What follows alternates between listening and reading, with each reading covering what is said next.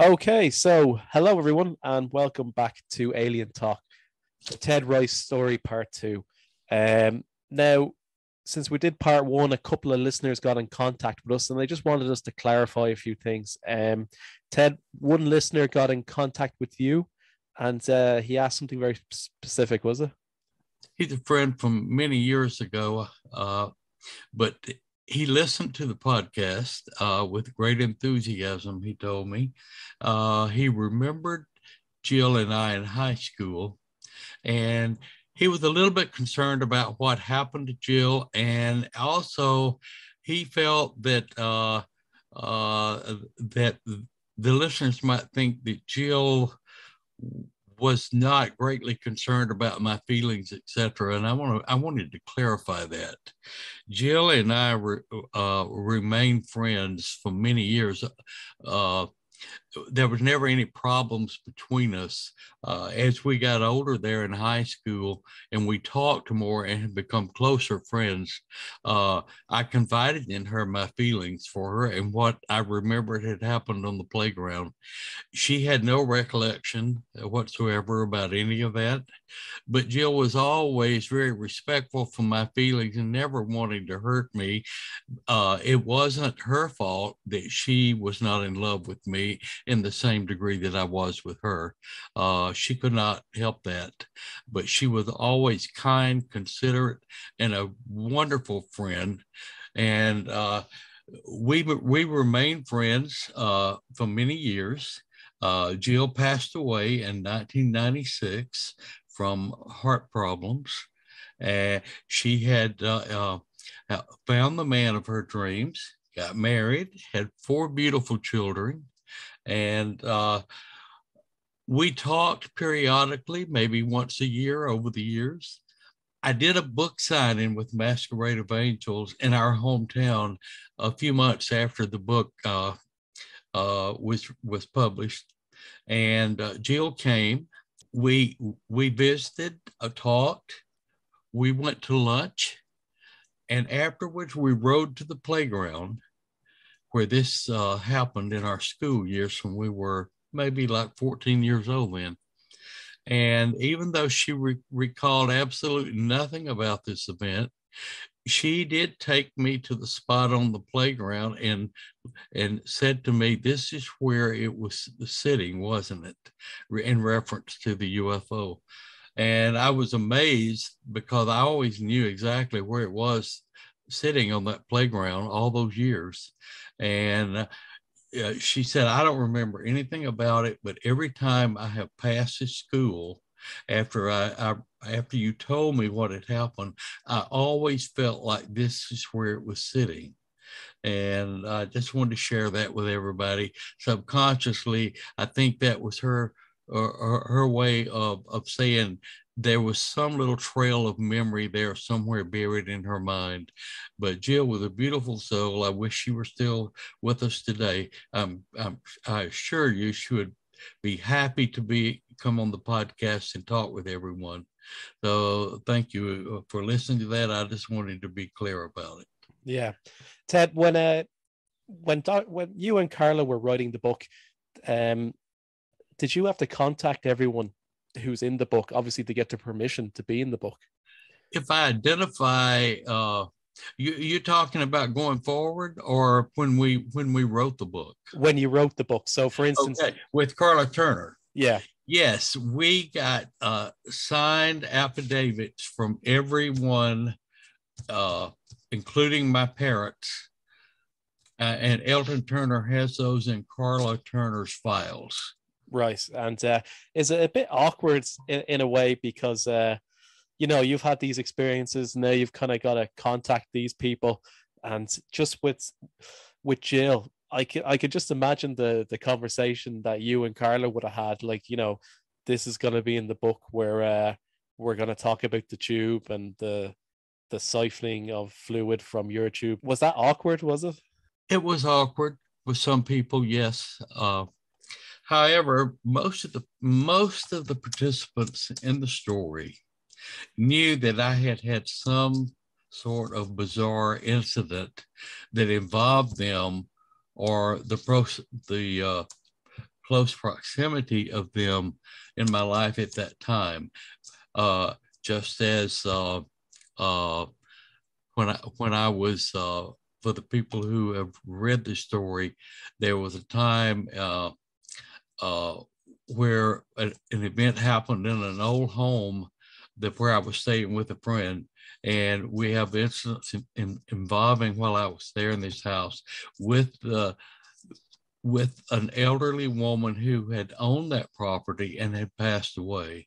And so most of these people, what I'm saying, they know that I had some type of event happen in my life that where they were involved in some way, if nothing but a listening participant to what I had felt about it or what I told them after it had happened. Maybe a little bit with a couple of people, but most everybody who knew me and had known me for years knew that I was a little odd. Yeah. And that I had events happen in my life that were not your ordinary events in most people's lives. Yeah. So, now, when we finished part one, you gave a closing statement of you're talking about concern for the planet. Yeah, everyone needs to look after the planet, and making big corporation responsible for this as well. I just think it was interesting that you chose to finish with that, when that's one of the things that the aliens do with the abductees, isn't it? It's this they program them to have concern for the planet. Did you notice you did that at the end? Actually, I hadn't thought about that until you just now brought it up. So Thank you. I just thought that was interesting. Well, that is a big thing with me. I don't know of anything that irritates me more than to ride down a beautiful highway on the countryside and see beer cans and things and trash where people are riding down the highway, disfiguring our home. Yeah. And the earth is our home. It's the only one we've got, and we need to be respectful and take care of her. Yeah. Now, a couple of people also got in touch with us. They wanted more detail about the grandmother event. For instance, whatever came about with the yelling, what was the yelling in the bedroom? People just wanted us to kind of clarify that over again. Okay. Yeah, we can talk about that. Yeah. The loud voices yelling, actually it was the reptilian beings trying to overtalk my grandmother. They were trying to be loud and angry in her face, to have her cower down and be submissive. And that's my opinion of what it was all about. However, Grandy wasn't intimidated by that at all. She spoke rather loudly right back to them and called them for what they were, and she referred to them as demons. And if you think about it, their behavior was somewhat demonic. Yeah, that's what it was all about. Yeah. They were trying to use that as a method of control over her. But it didn't work so well. She didn't lose control until they managed to trick her into taking that aphrodisiac, and then she lost control for a little while after that. Okay. Now, as far as her personality, Grandy was in her early 60s. She was not an older woman. She was a country woman, very religious, went to church often, and did a lot of praying. Yeah. I imagine this affected her spirituality quite a bit. Pardon? I imagine being an abductee herself really affected the way she looked at the world and her own spirituality. Well, yes. The way she reacted to all this was her. Yeah. Yes. She saw it all as religious. She saw it all as demons attacking her after her soul and mine, and she protected me. For her educational level and mentality at that time, that's what it was all about with her. Yeah. And did she ever say anything to your mother or anyone at all?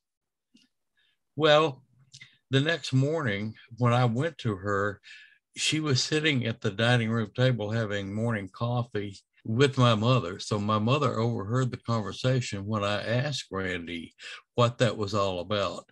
My mother remembered that Grandy took me in her arms and loved me and told me not to worry about it. She took care of it, that the devil had come, but that she took care of it and everything was all right. Yeah, yeah. My mother had a remembrance of that, but my mother said she never told her in detail anything about it, other than she said it was just like a nightmare experience, and that's all my mother knew. Yeah, okay. But I'm not sure that Grandy really knew how to explain it. Yeah. So we also finished up on in the part one was the death of Carla and Barbara. Ted, how did you end up meeting those two? What led you to go? Was it they who found you or you who found them? Uh, it was a series of steps. I was living in Shreveport, Louisiana. I was doing a lot of psychic readings in a local metaphysical bookstore. We did a lot of bantering around in that bookstore talking about aliens, and different people believed one way, others believed another way. I straddled the fence. I wasn't sure, but I didn't at that time have any reason to think that they were not okay. I don't know a better way to say it than I didn't know. I didn't think they were uh, out to harm us in any way at that point. And so the neighborhood abduction took place. Yeah. I talked about it at the bookstore. People were amazed. I think most people really didn't believe it. At that point, they didn't. Word got around. Some of the neighbors after that went to the media, and there was now I never saw it, I guess for lack of interest, I don't know, but I was told there was an article about it or something in the paper about a scary event in a Shreveport mobile home park, and it didn't give very much information. But at any rate, someone cut that out of the paper and mailed it to Carla Turner. Now, I had never heard of Carla Turner at this time, Yeah. but I then received a letter from Carla asking me if I would consider meeting with her to discuss that event. Yeah. And so I didn't really know anything in particular about Carla. I was not familiar with Move On, Mutual UFO Network. I didn't know people working in the UFO community. I didn't know anything at all. It was all new to me. But I agreed to meet with her. Now, Carla did tell me at a later time there was something very unusual about this note that she got in the mail with the clipping of the paper, etc. That it gave her an indication that it was a manipulation or something behind this out of the ordinary. But of course, I didn't send it. I'd never heard of Carla. I didn't know how she got it, but I did to agree to meet with her. So she came to, we set up a time, and she came to Shreveport. I think her husband Elton was with her at the time, and we reviewed the whole case on based on what I could remember at that time. She then wanted to get Barbara Barthlick involved because she felt that there was buried information here within me that would help explain some of this. So that Barbara then was called, and Barbara came and met with me at a later time, and that's how it came about. And then we started working together. We got more and more information. They came and started interviewing my neighbors. We got more information out of that, and they were convinced. Barbara and Carla both were convinced that there was hidden information within all of us that needed to come forth. But none of my neighbors were willing to go under hypnosis. I was the only one, but I still wasn't convinced that anything bad happened. I was quite willing to do it, and that's how it all started, Stuart. Yeah, and what was your first impressions of them? Were you kind of thinking when you turned up at that meeting, here, this is just nuts. What am I even doing here, you know? Well, no, I didn't think it was nonsense because I remembered too much about it. Yeah. Yeah. So you just remembered, okay, I had this experience that I can't explain. It doesn't fit into the normal human paradigm of what's normal. Yeah. But here are these two women who were offering a theory, and when you heard it and went down that route, it made complete sense to you and was just the right move, the right direction to go in with it. The biggest surprise that came to me after started working with Carla and Barbara, not one time did they ever indicate to me there was anything negative that may have taken place. Yeah. They stuck strictly to the facts as I saw them and my neighbors saw them. And it wasn't until I went under hypnosis and when I was doing the regression when I was the 10-year-old boy taken in the cotton fields at my grandmother's farm. Yeah. That I started looking at that event under hypnosis, and I became more and more uncomfortable as we went into this. And of course, the readers of Masquerade, they know what happened. I don't want to give everything away until we get to that point. But for those of you who haven't read Masquerade, but all of a sudden, it's like the veil lifted from my brain, and I saw it all for what it really was. And I went into shock. I was screaming, I was yelling. It took 3, maybe 4 people to hold me down because I had become totally hysterical. Yeah. Because everything that I believed in was shattered. Yeah. And how old were you at this stage, Ted? How old was I when we did that regression? Yeah, roundabout age. Oh, geez. It was, well, I'm 80 years old this year. Yeah. So you do the math. That we did this regression in 1991, I would say. I'm awful at math. So I don't know that.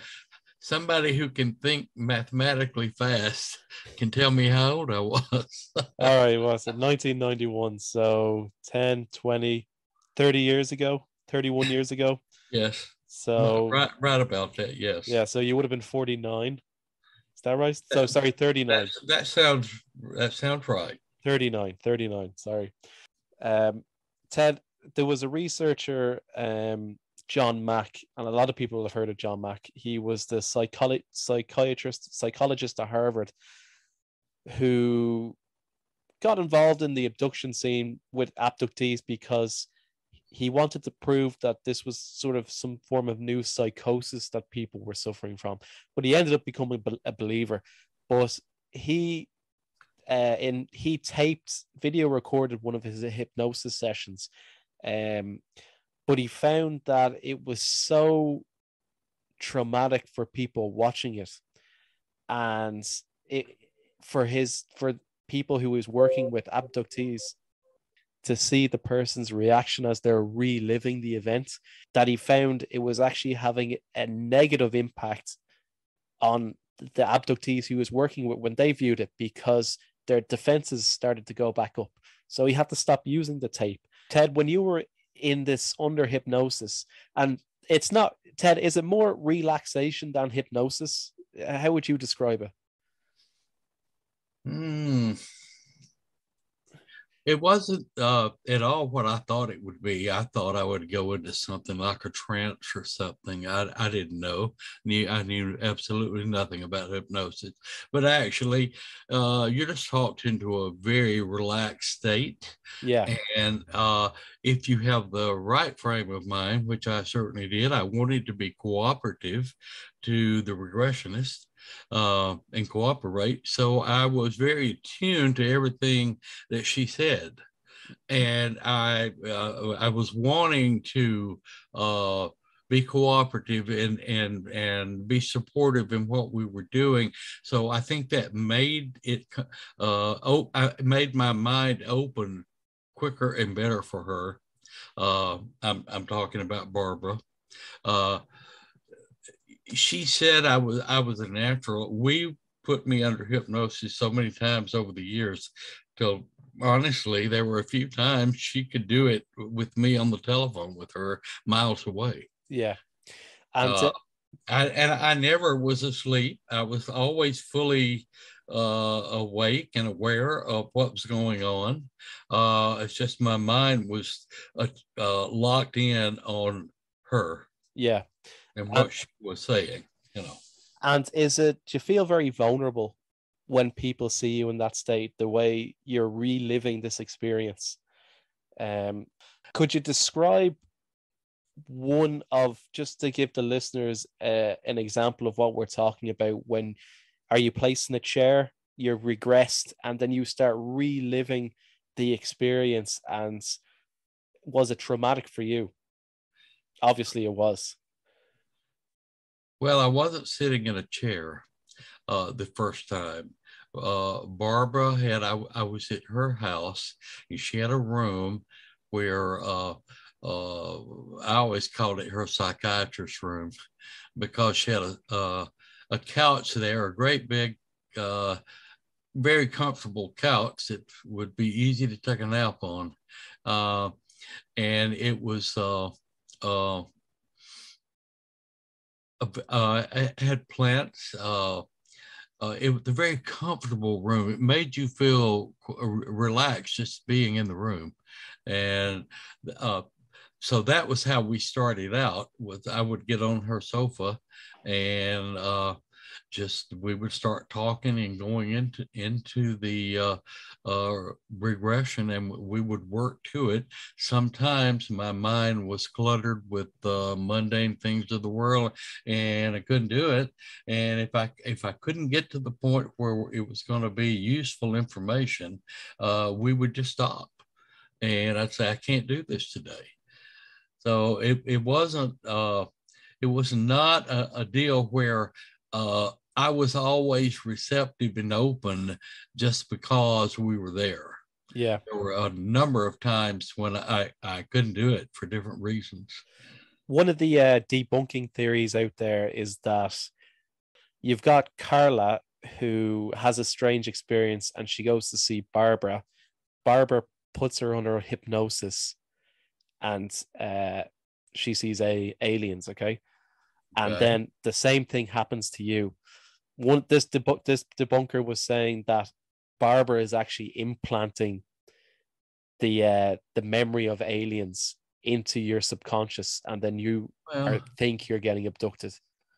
Well, yeah, that's no different where a man told me one time that the event with my grandmother, that my grandmother was molesting me. Yeah. You know, you're going to always have somebody who wasn't involved, doesn't know anything whatsoever, but yet they have some negative, horrible answer to throw in there. Yeah. You know, the world is full of people like that, and I have no use for them. You know, all I can do is share what I remember, what I saw, and tell people what I think it means. If that's not okay with some of the listeners, then they don't have to listen. Yeah. You know, I mean no harm to anyone, but if the information I have enlightens anyone out there and helps them deal with something that has happened to them, then I'm glad that I could do it. Yeah. And also, Ted, I know there's experiences that you've had where you've seen aliens that you were never regressed on and that you were always remembered without the aid of hypnosis. I remember when I lived in the apartment in Atlanta, Georgia, and I was in bed, I was asleep, and an alien reptile dressed in like robes that a king would wear came through a fog into that room. And I remembered that consciously without having to look under it in hypnosis. Yeah. And also, that was another time, one of the most frightening experiences in my life. Yeah. One of the abilities the aliens have is they can manipulate human memory. There's Carla once said that they would implant screen memories so that when the person is recounting this encounter with the beings, they might have a positive memory, and then but when you dive deeper through hypnosis, you find that what actually happened is completely different usually, and it's your typical abduction experience where a person is taken and medical procedures performed on them. They take either sperm from men or eggs from women, and they didn't have a very positive experience at all. But do you know why you're able to kind of see past these screen memories with the aid of hypnosis? Well, Barbara helped me. Of course, when I first was going under hypnosis for the very first few times, I ran into a lot of screen memories, and I would talk about things that look quite benevolent. Yeah. And of course, Barbara, with the expertise that this lady had, she knew without telling me, that this was probably false memories. But it's like this, Stuart. If they don't cover these negative experiences with something sweet, eventually everybody's going to catch on. This is pretty horrible. Yeah. The way they protect themselves is to not let us know what really happened. Yeah. Like in the neighborhood abduction, when all of we neighbors were packed into that little small UFO. Yeah. The overseer or the caretaker was a female human. Interesting. That's what we saw. But under hypnosis, I saw that it was actually one of the tall grays. The tall grays, yeah. Tall grays. But they wanted us to see this human figure. And that's what we would remember if we remembered anything, because they don't want us to know the truth. They don't want us to really know what they're doing to us. Yeah. There's and another thing, and let me say this in all honesty and sincerity from my heart. I say, if they were on the up and up, they would have landed long time ago, and back in biblical days or whatever, because we have evidence that they were around. They would have been doing wonderful things in their involvement with humanity. Yeah. And the fact that they cover everything up with deception and lies, what does that tell you about their character? Yeah. I always thought like the best thing they could do for us is really just leave us alone. It's sort of like in Star Trek where they have the prime directive, this kind of non-interference in unadvanced cultures. I understand what you're saying. However, we need to think about the possibility that we are part of the system. Right. We are part of it. Yeah. And that's the part that we're going to have a hard time accepting, that we are a part of the whole system. Yeah. That otherwise they would not be so interested in us. Yeah, they're very interested in us. Well, yeah, they are very interested in us. So we are a part of it, but finding the reasons we are a part of it and accepting that reality may be quite difficult for humanity. Oh, it definitely will when human beings start to discover that we're not the top of the food chain anymore. Yeah. Well, who knows? But yeah, maybe we should move on from there. So the Greys, I just want to bring the Greys to people's attention. As my understanding is that there's two different types of Greys. Okay, there's the tall ones and the small ones. There's also people report them in different colors. I don't know if that's other species or if it's just these kind of screen memories that people are remembering. But from what I can tell, and Ted, would you agree that there's two types? There's the tall ones and the small ones. I have seen both. Yeah, the small ones are about 4 foot high. The tall ones maybe 6 or 7 feet. Yeah, somewhere like that. True. Abductees have described the smaller ones as being more robotic, like artificial intelligence, and they seem to be getting controlled by the taller ones. Is that correct? Uh, I'm not absolutely sure. Yeah, I haven't seen enough to where I could pass judgment on that as to how accurate that would be or not. I know I have seen both, and my feeling is that they are created, manufactured, a cross between some type of insect and human. yeah, okay. That's just my inner feeling, and I have no reason to dispute that if anyone agrees or disagrees. It's just my feeling. Yeah, me and Ted aren't saying we have the answers. We're just exploring these issues. Does Absolutely, I don't want anyone to ever think I hold all the answers, because I yeah. certainly do not.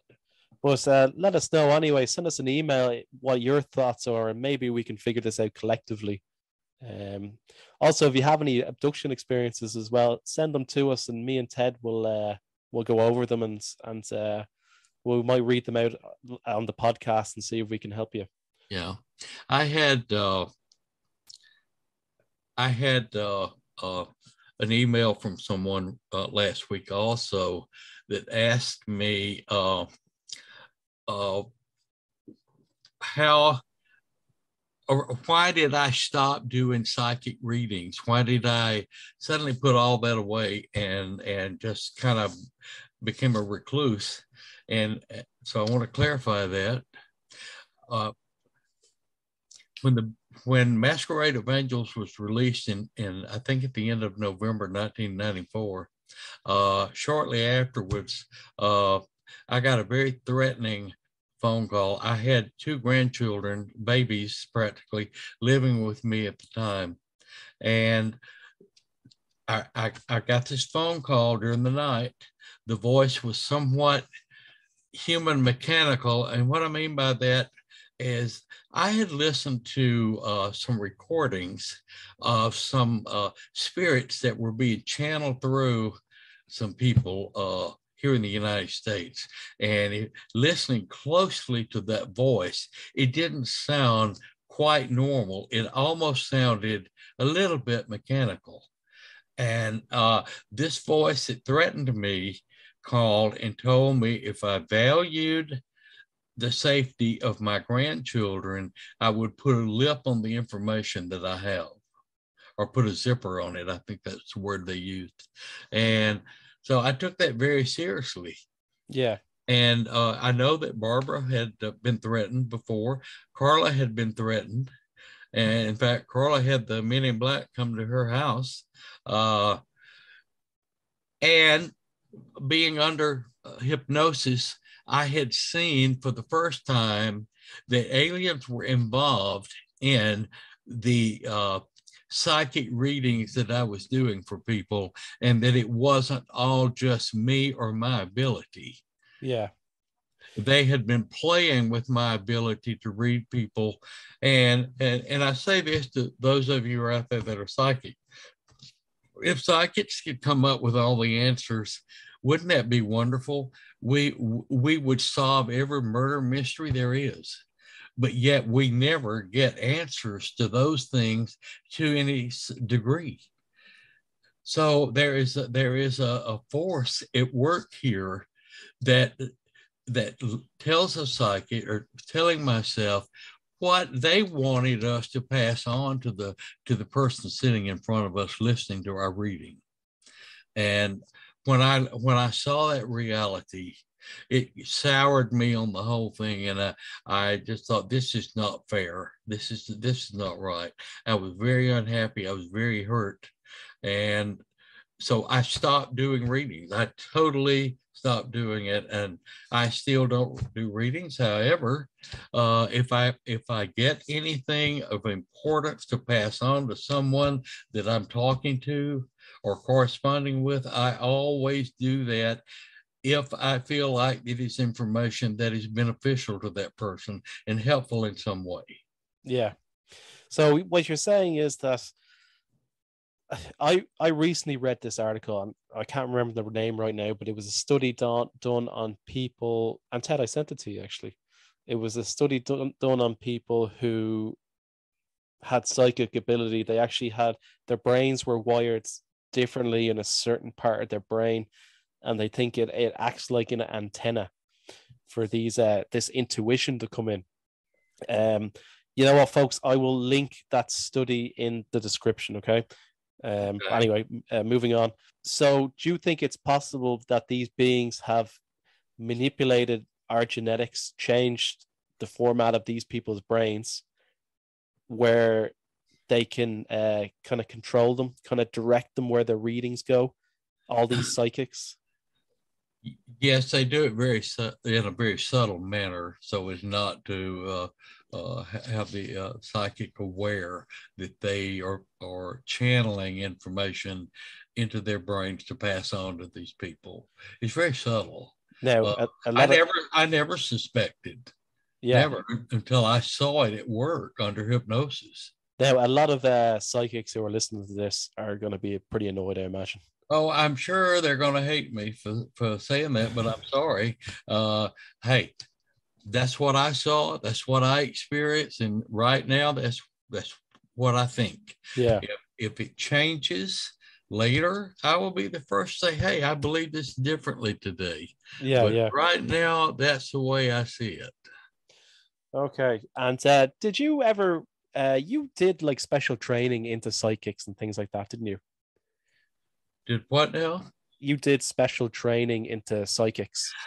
What you Yes, did, like a yes. spiritual school.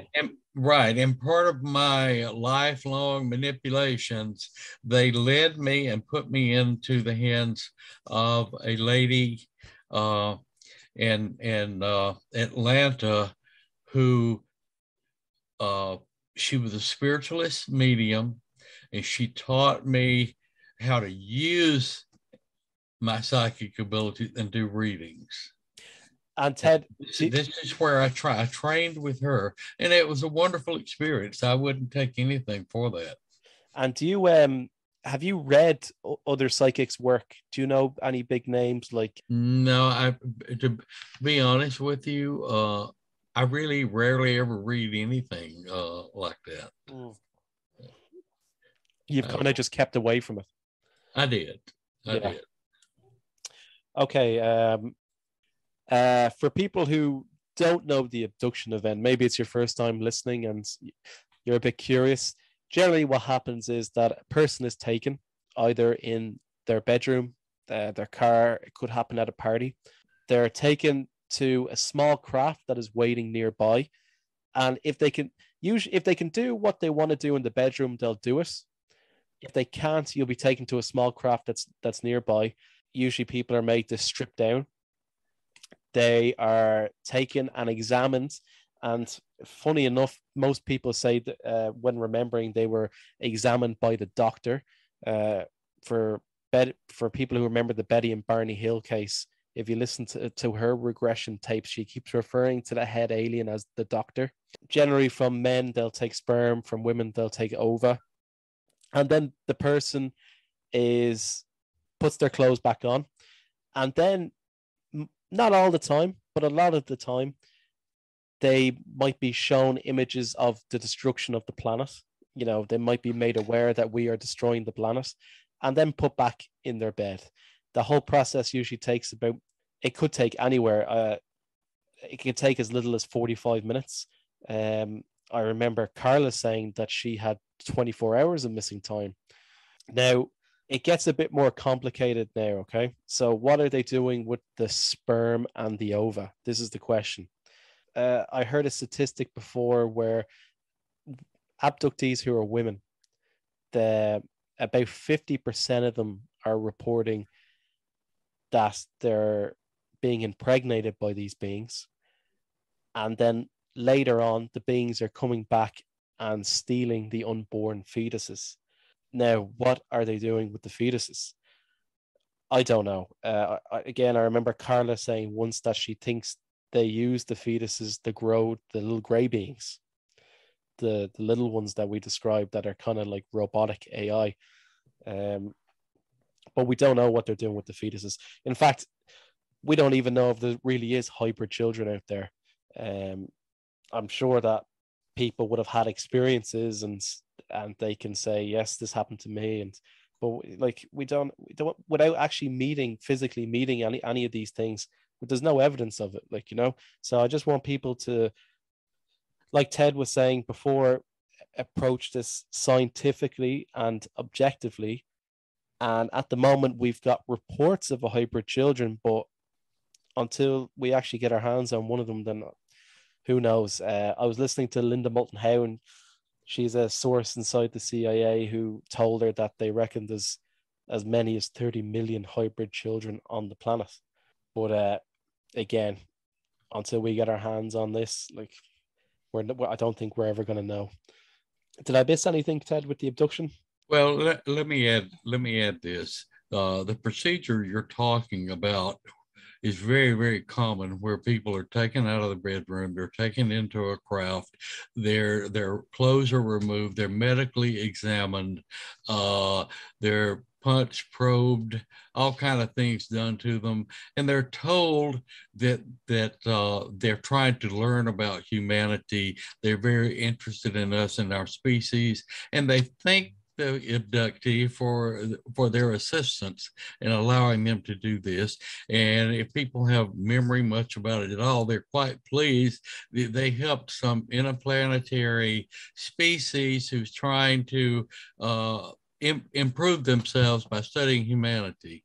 And don't you think, since they've been around since biblical days and probably prior to that, and that people have been abducted worldwide by the millions, that don't you think that that's they know all they need to know, that there's something else going on here that they're covering up? And that's what I would like the listeners to start thinking about. Yeah, like you would think they would have more than enough genetic material. Oh, they do. And as far as these fetuses, there are select females, human females that have been selected as hatcheries, you might say. They impregnate them, and then they come and they take the eggs, or what, fertilized eggs or whatever, you know, and is that okay for us to be used that way? It's not okay with me. Absolutely not. No. Where, you know, as I said to a lady one time who was so happy about being an egg hatcher for these beings, and she thought she was really doing humanity a great service. And I looked at her and I said, did you give them permission to do this? Oh, yes, they said I did. I said, well, did you see it in writing? Show me the contract. I said, they're feeding your brain, making you happy that you're producing something for them that could be quite sinister. We need more information about Yeah, this. yeah, There's too much hidden agenda in all of this for us to just lay down all arms and say it's okay that we just surrender to this. They can do whatever they want to, which really they're doing it anyway. yeah, But they want to keep us in the dark. They don't want us to really know what they're doing to us and why. And that is something that needs to come out to people. Now, Ted, I spoke to you before about the Disclosure Project, Dr. Stephen Greer, and Yes. the protocols for human initiated contact. Um, Now, I know it works. Okay, I've done it. I've seen the ships. It was taught to me by a group of people in Australia, and I think it's fantastic. But I also just want to tell the listeners who might be doing that that I think it's important that we don't lose ourselves in this. That we approach this phenomenon from a human point of view. You know that I can hear a baby. No, that was my kitty cat wanting out. Oh, that's your cat. um, but I think it's important that we don't lose ourselves in this, that we keep some sovereignty, and that we we should be a bit wary about this because we don't know anything about the politics out there, that what these beings are really up to, why they're here. We need more information. Yeah, I don't see that it's uh I don't think we need to all go to the edge of town and put up banners and flowers welcoming welcoming this force into our lives until we have more truthful information. There are too many untruths yeah, to me. And if it turns out that that they really are great and wonderful and they're going to save us all, hey, I'm appreciative. yeah. But I need more information before I can say that. Yeah, that would be the same for me. Like I do love the idea, and I do like that these beings are making contact. Mm-hmm. But just if you look at the history of the UFO phenomenon as a whole, it's always been deception, misdirection. Um, like we've been looking at this, or people have been looking at this for 70 years, and to be honest with you, like the research that came out of the mid 90s, that's kind of like all the information we're still working on today. Like there's nothing new has been discovered. Like we haven't discovered what the new agenda is or anything like that. Ted, I, I agree with you in what you're saying. I'd like to point this out. For those of you that have read Masquerade, go back and pay attention to the chapter that deals with the abduction when I was in the cotton fields at my grandmother's. Uh, Look at the fact that in that abduction, I saw that I was placed on a stage in front of a lot of creatures, and that there was a group of little small aliens that came out. And then there was another group that were hooded that came out. And why was I assigned a set of two groups that were opposite from each other? And what does that mean? that's interesting. And what does that mean? Because it's very important in understanding this phenomena and what it's really all about. What does that say? You've got a group of good aliens. You got a group of little fiery-eyed, hooded, bad aliens, and me, the human. Both are assigned to me. Do you know what I just had a thought of there? Uh, was it Jesus Christ who said sometimes good angels and bad angels work together? That's it. Yeah. And I read that someone sent me, and I looked for that recently and I couldn't find that article. Someone mailed to me years back uh, something from the Gnostic teachings of Christ. And and they had highlighted where he had said, and they were making reference to this very thing, that Jesus has said to the Gnostics that sometimes good angels and bad angels, and by the way, another word for angel is agent. Another word for agent is person, you know. Uh, so good angels, bad angels work together to achieve a goal. Right. That's very powerful in this phenomena. Everyone, please pay attention to that. Yeah. Okay. Very cryptic as well, Ted. It's food for thought, as they say, isn't it? Ted, before we go, I just want to ask about Maya, just for the listeners. Did you ever meet her again? Maya? Yeah. No, not yet. Do you think you will? There was one time when I was in the hospital. I had uh, something wrong with me, and I so many years ago, I don't remember what it was, but I was in a medical facility, and Maya appeared to me just in a dream. And I'm not even sure if it was really her. It could have been me simply reaching out because I felt on some level that maybe she could help. And maybe she did, because whatever was wrong with me, it was diagnosed the next morning, and I was cured of it. But I saw her image in my sleep, and that's the only time. But there was no communication between us. Maybe just could you explain who Maya is, just for people who might not know? Yeah. When I was working at Sun Valley, Idaho, walking down the hallway in the Sun Valley Lodge one day, dressed in a maiden uniform, as if she worked there as a maid, was this beautiful young lady, younger than me. She looked like she was maybe 20, 21, 2 or 3, probably about 5'5", very nice figure, absolutely beautiful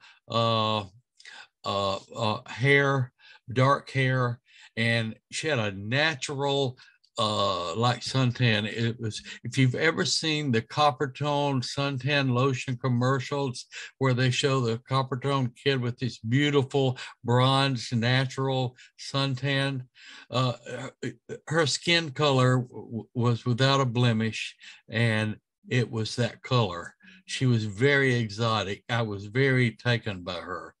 And she appeared to me at different times. We would bump into each other. One day I bumped into her while I was out hiking on a trail nearby, and we became friends. She was the first person that made me aware that I had psychic ability, and she tested me where I would prove it to myself. And so that was Maya. I do remember one day Maya I had asked her numerous times, "Where are you from?" And she would say, "Oh, my people, we live in the mountains."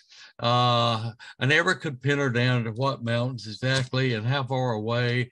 When I would say in a town in the mountains, what I finally got her to acknowledge that they lived inside the mountains in like caves. And I found that most interesting. One day from the lodge, she got in the car with me and we rode down maybe something equivalent to 5 or 6 city blocks from Sun Valley Lodge. And there on the side of the road was an old Volkswagen bus, something like you would see the hippies that rode around in back in the 60s. And that's the way that it looked. And this was, of course, in the 60s when this happened. But standing around this was a group of people just like her, male and female. They all looked just alike, and as if they all had the same parents. So I let her out. I wanted to go and meet her friends. She would not let me. She said, no, that'll have to be another day. They're waiting for me. We have to go. So I let her out and went on down the road. And then when I came back a little while later, the Volkswagen bus was gone. And I believe that was the last time that I saw Maya. But under hypnosis with Barbara, when I looked at that, I looked at it, I saw the Volkswagen bus, and everything looked just like I consciously remembered. But something told me something wasn't right, and I had Barbara direct me to look at that again several times, and it wasn't Barbara asking me; it was me saying there's something not right about this. And all of a sudden, I broke through and I saw that was not a Volkswagen bus. It was a little small UFO sitting there on the side of the road. And all of these people that looked just like her were not people at all. They were reptilians. And was she a reptilian then, do you think? Yes, I'm And she sure. I'm sure. and they live underground in the earth. In the mountains. Yeah. Mm-hmm. All right, Ted, we'll end it here. Thank you for listening, listeners. If you want to support the show, just click the link in the description. Ted, have you got anything to say before we go? Yeah, I want to remind everybody, keep Mother Earth clean. Don't ride down the highway and throw your beer cans out the window. All right, till part 3, listeners.